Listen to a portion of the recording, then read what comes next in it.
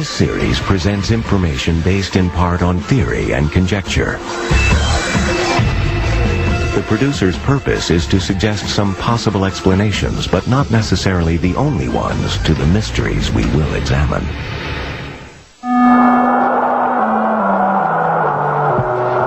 In 1977, the worst winter in a century struck the United States. Arctic cold gripped the Midwest for weeks on end. Great blizzards paralyzed cities of the Northeast. One desperate night in Buffalo, 8 people froze to death in marooned cars. Pat Bushnell was on the road that night. Traffic just absolutely stopped. I was afraid of being stuck in the car all night long with the cold and the wind, running out of gas. And then what? I think that if we had to go through a real bad winter, just like we just went through, I think we'd have to think about moving someplace else.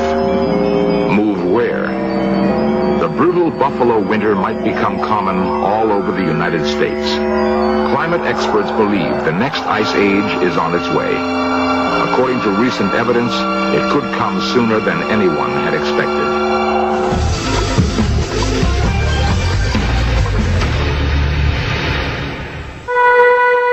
Of the 9 planets in our solar system, only Earth has conditions favorable to human life.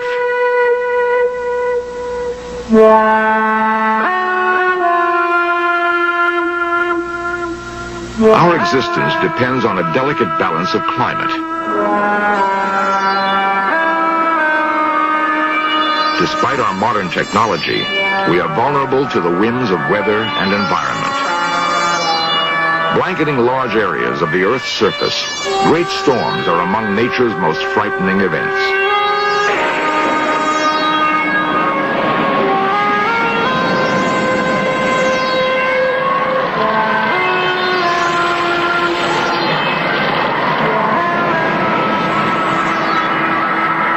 Uncontrollable tempests make us aware how fragile life on our planet really is.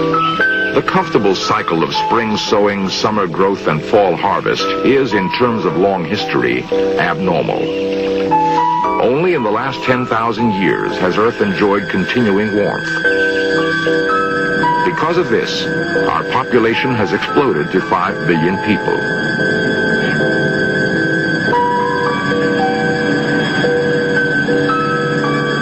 For most of the last million years, however, whole continents were buried by ice. As recently as 18,000 years ago, a mile-thick sheet stretched down from the Arctic Circle and covered what is now Seattle, Chicago, and Boston. New York Harbor was choked with ice floes. Winters were cold and snowy down to the Gulf of Mexico. All that remains of the great glaciers that once covered North America are the ice caps of the Canadian Arctic. If the ice spreads over the continent again, it is here on Baffin Island in northern Canada that the mysterious process will begin. We look to this lonely outpost for warnings of a new ice age. Straddling the Arctic Circle, Baffin Island is a harshly beautiful wilderness. It is larger than California, but not one tree grows on the entire island. The only vegetation is the stunted plant life of the tundra. Most of the inhabitants are Inuit Eskimos, whose ancestors migrated west from Greenland 1,000 years ago. Today, the island is poised on the brink of ice age conditions, a critical signal post for changes in the Earth's climate. According to geologists, the last major ice age began on Baffin Island 115,000 years ago. Perpetual snow spread southward over the continents.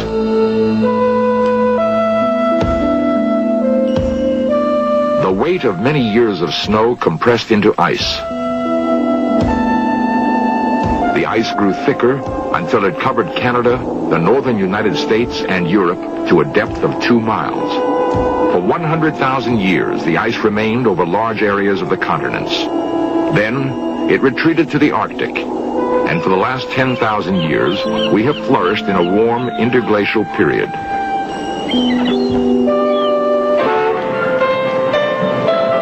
Our planet is crowded. What will we do when the fragile balance of climate shifts from today's abnormal warmth and the next ice age begins?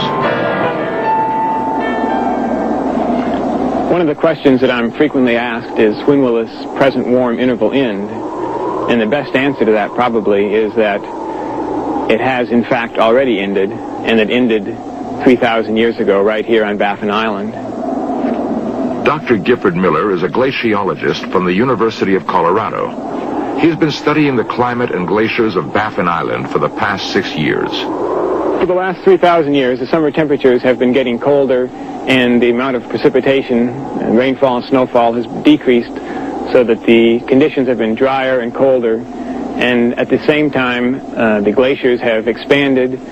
In the most recent expansion, which occurred between 300 years ago and the turn of the present century, the glaciers attained their most extensive positions that they had during the last 8,000 years. The summer of 1972 was one of the most severe summers on record, and the ice never melted that summer. And when I returned to Broughton Island, one of the local settlements here, talking to the Inuit people, and they could only tell me that their fathers had told them of a time when the ice hadn't gone out.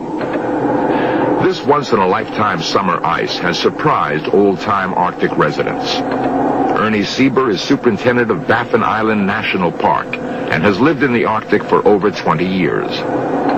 We had, in 1973, we had ice all over the East Coast. The fjords, some of the ice in the fjords didn't even leave. And almost every year since, we had ice moving in and out of the fjords. So it looks like the climate has changed. It looks like it turned colder.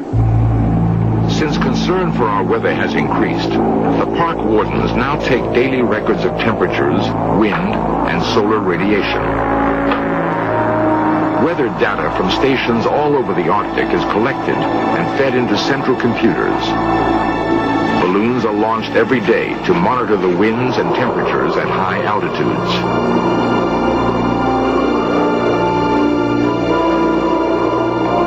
The data shows that average temperatures in the Arctic have fallen dramatically over the last 30 years.